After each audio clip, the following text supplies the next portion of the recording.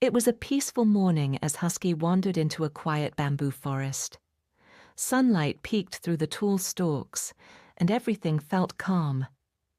Suddenly, Husky heard a loud rustle and a cry from deeper inside the forest. He hopped closer and found a young panda stuck in a hollow tree trunk. The panda looked scared.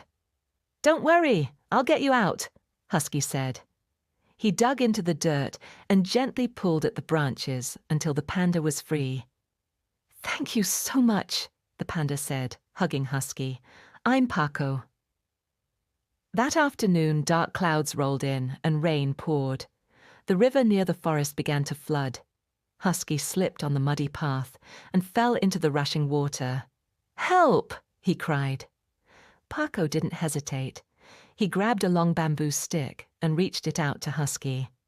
With Paco's help, Husky climbed out, soaked but safe. "You saved me, Paco," he said, shivering.